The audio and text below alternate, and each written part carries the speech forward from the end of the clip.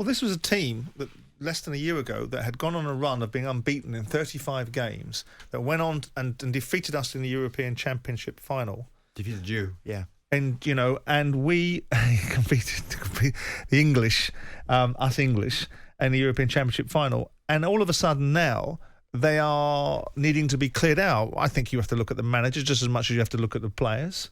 They were asking for this. They were poor, with all respect to Northern Ireland, in the game against Northern Ireland. Northern Ireland did fabulously well, but it was also as much about Italy being poor in their performances, which is as much to do with the manager as to do with the players. He picks the players. Yeah. He chooses the players that have got there. If he wanted to clear them out, he should have cleared them out.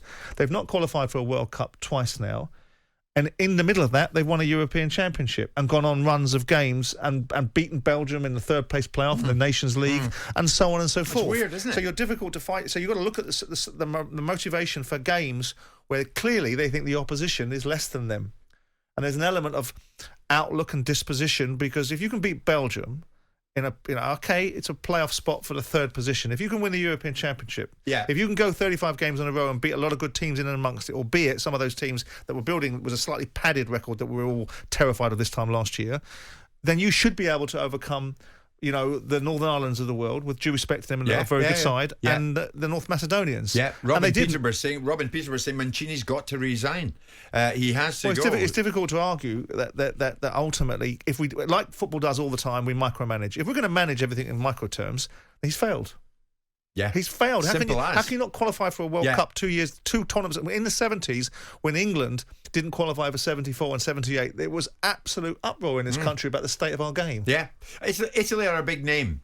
Does Qatar lose prestige with a big name like Italy absent? Well, the World Cup already lost prestige by awarding it to Qatar in the first place. But insofar as the competing teams, well, if you can't compete very well in the qualifying, then you're not going to bring much of the tournament in the first place, are you? We're talking about, there could be an argument that FIFA are achieving to some extent what they wanted to achieve, which is the development of other countries into the main thrust of international football. So North Macedonia have a chance to get through to the World Cup finals, which would always be great to see another country in the hat.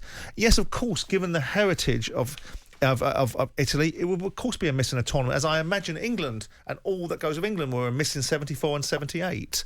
But the bottom line is they're not there because they're not good enough. Right. So whilst it on the resume of World Cups, the name Italy will want to have been in that mix, the Italian team that's currently in situ and good enough. So what do we miss by that then? That's poor Italian side. That's right. So Italy do not go. Should Mancini carry on? There are a lot of Italians out there will be listening to this show this morning. Let us know what you think. 810-89, and do major tournaments, and this is a huge tournament coming up in November.